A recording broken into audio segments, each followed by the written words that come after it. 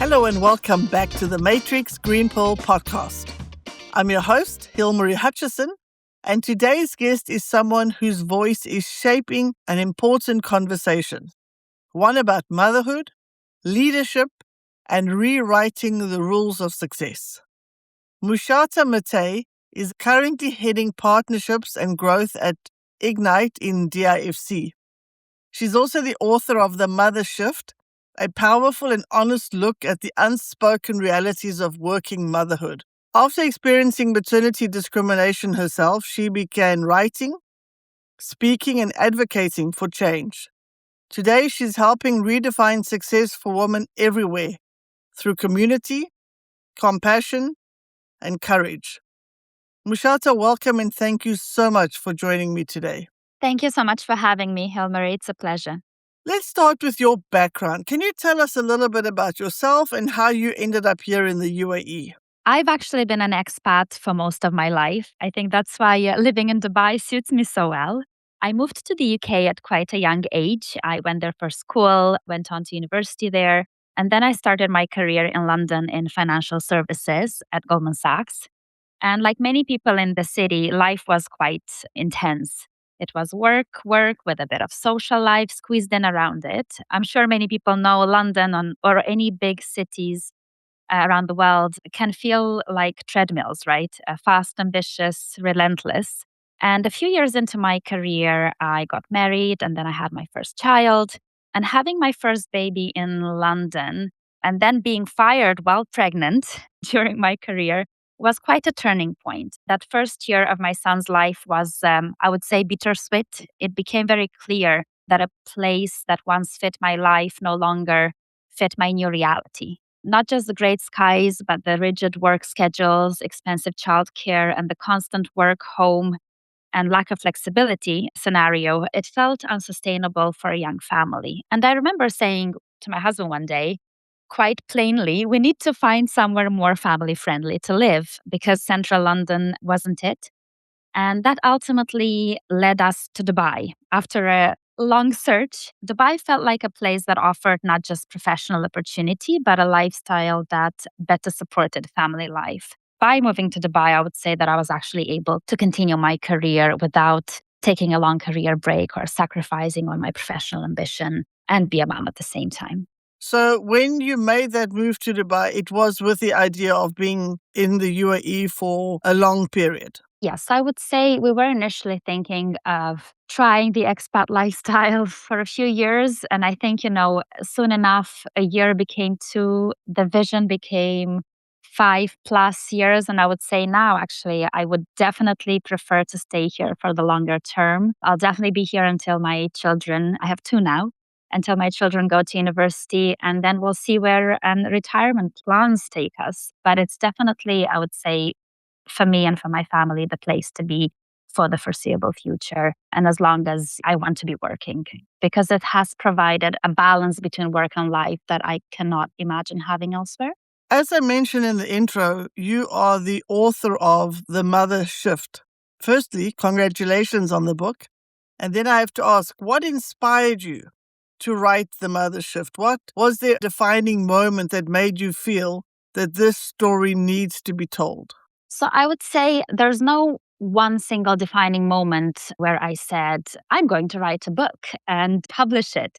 I would say the Maver Shift actually took a few years of journaling, right? So writing is a huge passion of mine. It's something that I do as a form of self-therapy, I would say, right? For some people, it's sports. For others, it's something else. For me, it's writing. And it's always provided me with peace and comfort. I started journaling my own experiences of motherhood and my experiences of being a working mom in quite male-dominated environments. And I started writing a long time ago. But transforming my, let's say, little essays, which then became chapters, transforming all of that into a book, I would say it was a combination of accumulated frustration, but also genuine hope. I climbed up the ladder throughout my career in banking, tech, fintech. And as I stepped into more senior positions and I became a female executive managing teams, often across different continents and countries, and as I started mentoring more female founders as well, along my journey, I realized something quite important. I realized that the leadership styles that we were taught, that my generation of women were taught, and the workplaces cultures that we inherited, they no longer served the world we live in now. And I think the way we think about leadership, work, and parenthood has to evolve, both for women and men. And that's really what the Maver Shift is about. It's about raising awareness and encouraging today and tomorrow's leaders to embrace change. And I think there's no better way than now. We see AI, artificial intelligence, transforming how we work. It's transforming leadership styles. And being a leader is no longer about what we know. Information is everywhere, right? We can get knowledge in a click. But being a leader now is about how we lead, how we create trust, about how we make people feel. The traits that were once classed as soft skills, as feminine skills. And these are empathy, adaptability, vulnerability, and authenticity. And I would say, most importantly, emotional intelligence. That's the term that actually encompasses all of those traits. These are becoming the leadership skills that will matter most. They're no longer optional extras. And I truly believe that mothers, working moms, are the ones who embody all of these skills. And that's why we're so well positioned to drive the changes that the leadership of tomorrow requires. And I address that topic very widely in my book. Why do I do that? Because I think mothers, especially working moms, have been experiencing bias. I like how you said that it wasn't just an idea that you're going to write a book, that you started off with journaling, that writing was a self-therapy for you.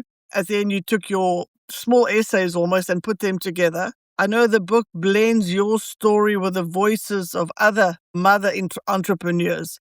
What common themes or patterns stood out to you when you looked at it as a whole? So I would say there are many patterns that working moms experience and that we have in common. First of all, I would say it's bias, be it in corporate environments or within entrepreneurship. Every woman that I spoke with has experienced bias in one form or another. And when we look at working mothers, they experience even more bias, both in terms of mindset as well as bias that then transforms into a financial gap, I would say, or an income gap. Working mothers experience that even more than women overall, be it that they are mothers or not. And I look a lot in my book at the motherhood penalty. And that's really the income gap that increases for women compared to men once they become mothers. So that's a theme that all working moms have in common. Why is that? Because we get perceived as the default parent once we become a mother, whereas a working dad, he's still just a man with a job. And that's, I would say, the number one common theme. Secondly, it's mom guilt. It's universal. I think no matter how much or how little time women spend away from our children, the guilt is always there. And the mental load as well. That's, the invisible planning, the organizing, the emotional labor that still falls disproportionately on mothers and has a real impact on energy, confidence, and capacity. We all experience that. But I want to look at motherhood from a positive lens as well. And I would say another huge experience that we have in common is the strength and perseverance that mothers have. We just don't give up. We keep showing up. Success for many of us is not about a final destination. It's about resilience, consistency, and continuing despite the odds. Because if motherhood teaches anything, is that nothing can ever be perfect. And we have to try and do our best at every single bit of our life on any given point in time, be it our work, our kids, our family, or even prioritizing ourselves. Yes, so I like that you've got that balance. There is the deck that's almost stacked against working mothers, the bias and the income gap. And also, mom guilt is a real thing. We all hate being away from our children. We feel guilty when we're away from our children. But we also know the importance of working because that way we also are better providers for them. But I also like how you speak about the strength and the perseverance of mothers. Let's talk about the myth of the supermom. Why is it so harmful and how can we begin to dismantle it? That's actually a myth that's been following us around for a long time. I think that really comes from the fact that as more women stepped into jobs and careers and ambition, we really were sold the myth that we can have it all at all times. I think that's wrong and that sets women up to fail. I do believe that we can have it all, but not all at the same time. So on a given day, we can be the perfect mother, but we won't necessarily be the perfect professional. On any other given day, we can be great at our jobs, but we may not be spending time with our children that day or with our life partner or any time for ourselves. I think we need to look at motherhood from a broader perspective as having it all together over an extended period of time rather than all at the same time, because it's impossible to have it all at the same time and excel in all areas of our lives every single minute of the day. And that's why the supermom myth can be quite harmful. It glorifies exhaustion, self sacrifice, and impossible standards while quietly normalizing burnout. And I've experienced burnout myself. I've actually prioritized my career quite a lot during the very early years of my babies, right? When my babies were quite small, I was prioritizing work because I thought that was the price of ambition.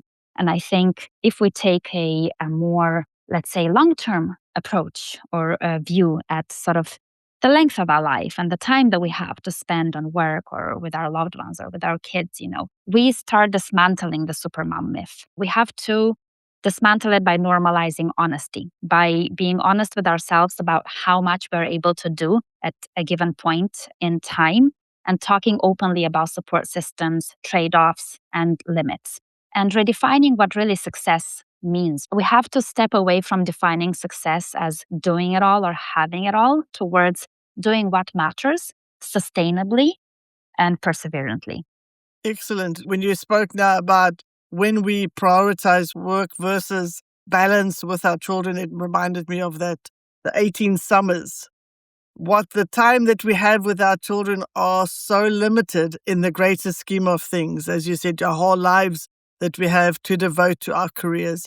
What advice would you give to mothers who are trying to redefine balance in their lives, especially those in high pressure jobs? I know a lot of moms with very high pressure jobs, having been in the fintech, financial services and fintech industry. It's very male dominated. I would say every conference or event I walk into is still about 80% men and less than 20% women.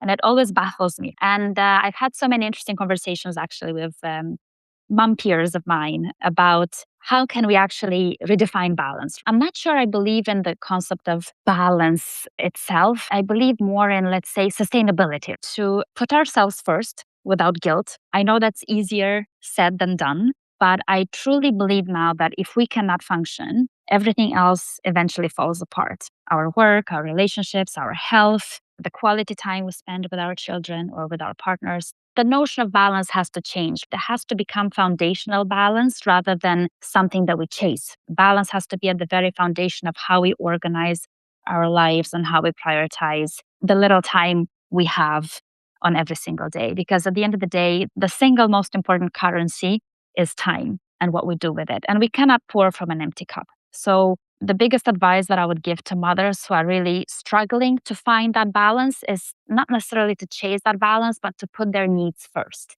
And if their needs are to spend more time with their children during a specific period of time, let's say when their children are small and they need them, then do that, take that break. If your priority is pursuing, let's say, your career or climbing up the ladder and you have a timeline for that, do that. Do what makes you happy. I think for a very long time, women always have tried to fit into spaces that were not built with them in mind in the first place. And we need to build our own spaces. And I completely respect mothers who actually take a career break to spend time with their children and they prioritize that stage of their life at that given point in time.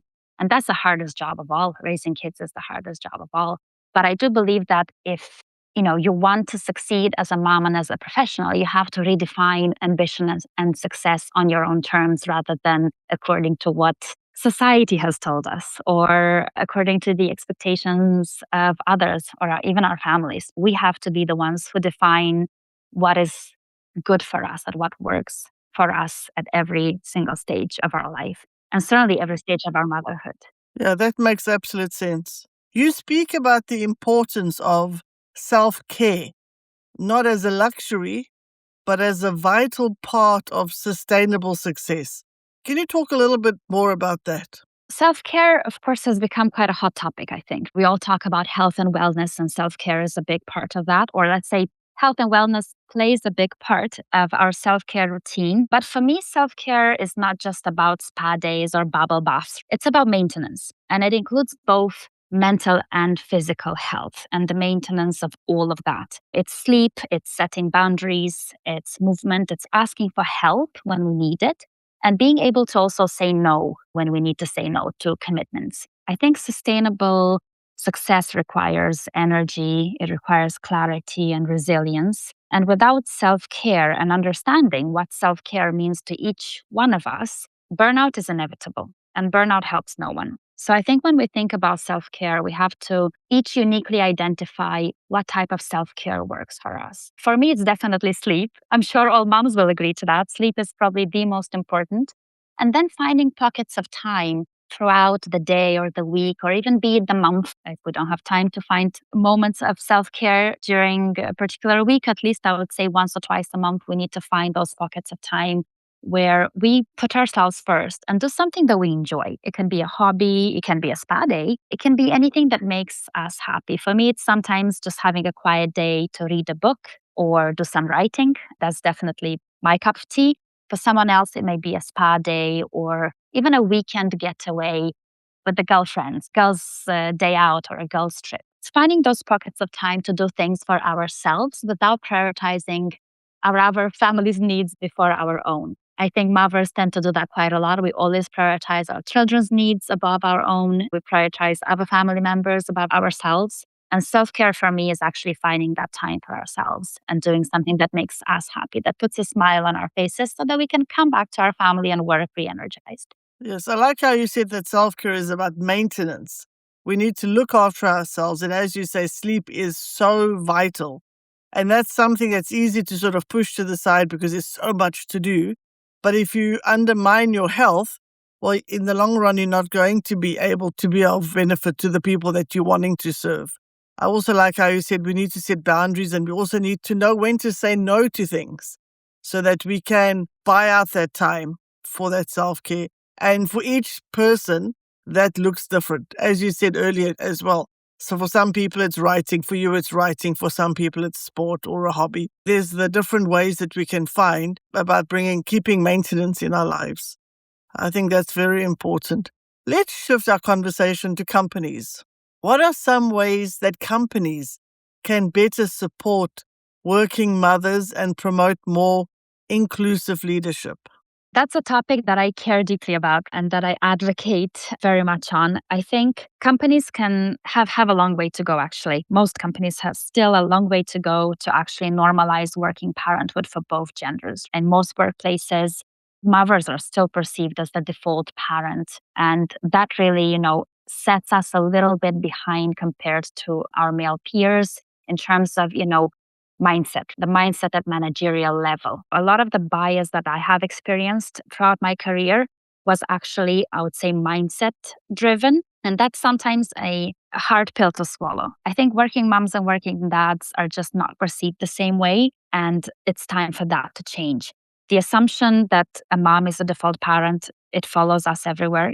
She's a mom now, she must be less committed, less ambitious, she probably won't want the next promotion. And that type of corporate bias really needs to disappear if we are to ever achieve gender equality. According to the World Economic Forum, it's going to take another 115 years, but we hope that, our daughter's generation or our daughter's generation hopefully will reach a point where that's no longer the case. Those assumptions, I think, are deeply flawed. There may be women who want to step out of their career for a while, and that's absolutely okay, but we cannot construct workplaces based on those assumptions. For example, myself, I was and still one of many women who want the promotion, who want the responsibility, who want the career climb. And most of us genuinely believe that we can build both a meaningful career and a fulfilling family life. And so the real question is, why should anyone tell us otherwise? And I think breaking those cycles really starts with questioning outdated beliefs about ambition, gender, and leadership. And most importantly, by judging performance on results and not outdated stereotypes. So there's a few policies that I think companies could implement to help with that. First of all, flexible working. I cannot stress that enough. That's so important both for working moms and working dads. And flexibility comes with performance being judged based on outcomes, not presence. Clear policies that judge someone's performance according to the results, the KPIs, the targets that they reach, and the benefit that they bring to an organization, to a business, rather than, how long do they spend in an office? How long are they sitting at a desk in front of a screen? So I think the way we judge performance needs to change in order to accommodate more flexible schedules and the needs of working parents. And then normalizing caregiving for both genders. I've mentioned that briefly, but I think it's so important for both men and women to step up in the workplace and say to companies, for example, a dad can, I don't know, let's say sit up at 4 p.m. and say, I need to go attend my daughter's gymnastics show or gymnastics class. That should be normalized in the same way that a mom would say, I need to pick up my child from daycare, or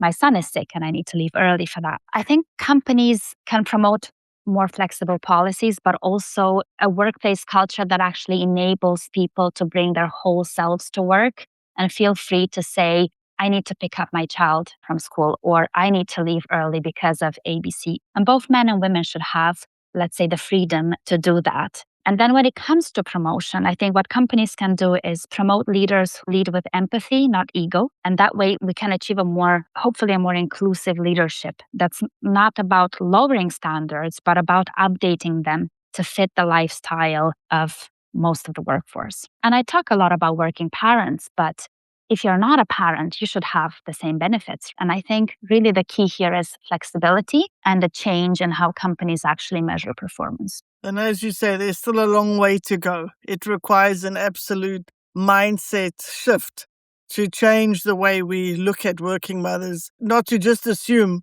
that working mothers are less ambitious, less committed, and to judge performance on results and outcomes rather than just being there. There's the saying, if you want something done, give it to a busy person, because somebody with a lot, mothers who already accomplish a lot at home, they can achieve a lot in less time because they are committed, they're driven, they're not wasting their time just sitting in front of a monitor.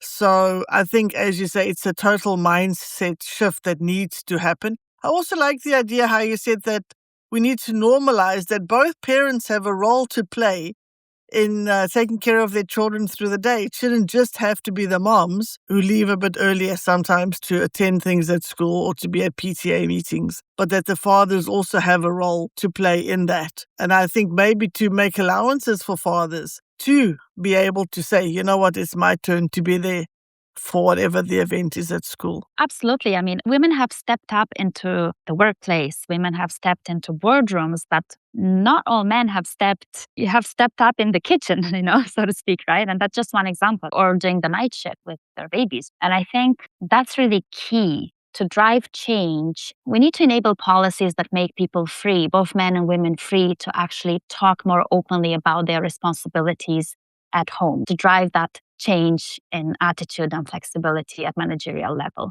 But I think governments have quite an important role to play as well. The moment that paternity leave will be equal to maternity leave is really the day when we'll actually see true gender equality coming into place. And we're quite far away from that all over the world, I would say. I think some of the Scandinavian countries have introduced equal paternity leave. I can't remember if it was Finland or Sweden, and that's worked out quite well. But imagine, Hilmarie, if all countries of the world do something like that, that would really be the game changer. Looking back, what has motherhood taught you about leadership and resilience?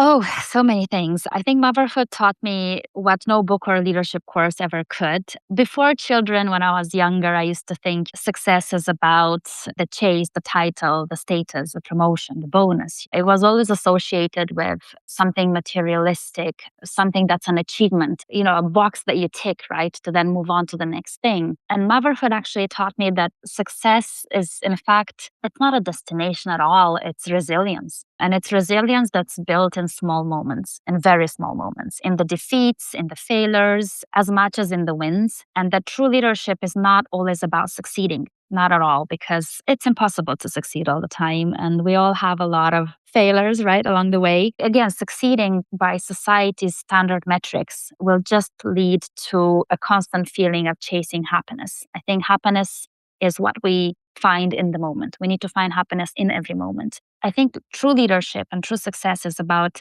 consistently showing up with intention, with integrity, with the willingness to do your best at any given moment. And that's really what motherhood taught me. The true definition of success actually is so individual to each one of us. My definition of success may look very different from yours or someone else's, and that's okay. And we can't really standardize it.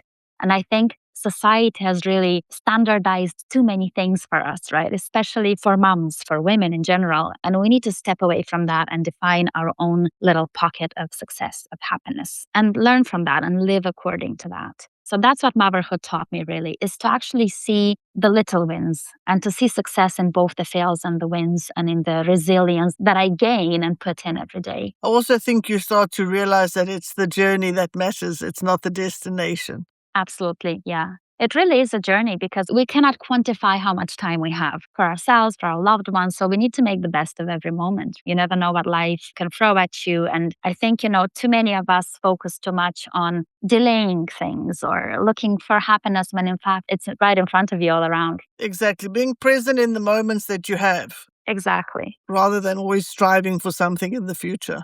Absolutely. Appreciate what is here right now and enjoy that. Make the most of that, waiting for a perfect time that everything comes together, because that time might never come. Yeah, and I think that's what motherhood teaches us, right? It's to embrace the chaos because it is constant chaos. There's no such thing as perfect. And motherhood really forces us to embrace the chaos. And that's what I wanted to bring to life from my book, actually. The Maver Shift is not trying to redefine success for everyone because I can't define what success means to you or to my friend Jane or to anyone, right? It's about finding beauty in your own journey within and actually trying to bring more awareness on how we can transform the world of tomorrow, the world of work, the world of life and the journey of motherhood so that it fits each one of us. And it's a very individual journey, I believe. Well, thank you so much for writing the book and for sharing your wisdom. I think it's excellent to have something like this for all mothers and especially maybe for younger mothers to realize the shift that is needed to see things differently. Now we have come to the segment of our show where I will ask you some rapid fire questions, our version of a game show. Are you ready? I am ready, yes. What's one word you'd use to describe motherhood?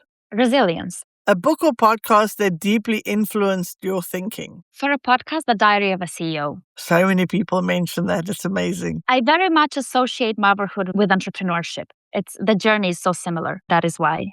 Coffee or tea to power through a long day? Oh, coffee, always. One personal ritual that helps you reset? Listing 3 things that I'm grateful for. I do it every morning on my drive to work. If you could give one message to every working mother listening right now, what would it be? You're enough just the way you are. You're doing enough just the way you are. You're good enough. I love it. Beautiful message. What is one thing you do every day, no matter how busy you get? I try to write about something between 2 to 4 lines, like a little poem, like a quote, I would say, for myself to self-motivate. I try to do that every day without fail. Well, thank you for playing along. That was easy enough. Now I'd like to ask you our signature green pill question. What green pill advice would you give to your younger self? I think I would definitely tell my younger self to embrace my feminine leadership skills much earlier in my career and to do that without apologizing. And those skills are empathy, intuition, emotional intelligence, which, as I mentioned, I don't believe they're soft skills. I think they're very powerful skills. Why? Because for a long time, I tried to lead like one of the lads or act like one of the lads in order to fit in, be accepted and climb the ladder. And I often found that I muted parts of myself that were actually my greatest strengths. And I would also tell myself to navigate motherhood at work with a lot more intention, planning, and honest communication. And that goes to, articulating my needs, my boundaries, the schedules I required, and to manage expectations early rather than silently carrying the load. I did that quite a lot in the first initial years of life of my babies, and I wish I had focused more on outcomes and results rather than visibility and physical presence at work. And I probably would have achieved a better balance that way. But I learned from it, and that's why I wrote about it after. Excellent. I'm sure that your younger self would have appreciated that advice, and I'm sure our younger audience would appreciate and benefit from that advice. Musata, thank you so much for being here and for sharing your story with such honesty and strength. The Mother Shift isn't just a book, it's a movement toward workplaces and cultures that truly see and support women as they are. Your journey reminds us that redefining success doesn't mean doing more, it means doing what matters.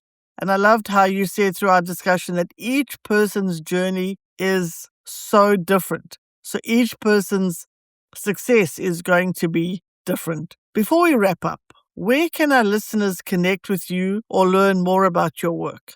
I am on Instagram. I have an author profile that's public, so everyone can follow me there. It's at Musata.Matei on Instagram, and I'm, of course, on LinkedIn as well and Facebook. I don't do TikTok, though. I'm a little bit old, but I should probably be there soon. But probably Instagram is the best medium. And my book is available on Amazon.de as well as Amazon.uk, and it's in all the local bookstores as well. Excellent. Thank you very much for that. Thank you so much, Marie. It was lovely to have you. I've really enjoyed this conversation. Likewise, it was a pleasure. And if there's anything I want to leave our listeners with is, my mantra is that motherhood does not diminish ambition, it sharpens it. And that's something that I want all women to remember. Excellent. Thank you for sharing that. That's lovely. And to everyone else listening, thank you for joining us for another episode of the Matrix Green Pill podcast. If you found today's conversation meaningful, please follow us and leave a 5-star review. It helps more people discover these powerful stories. Until next time, look after your health, including your sleep, set boundaries, and know when to say no. If you enjoy our conversations, please like and subscribe. See you next Wednesday.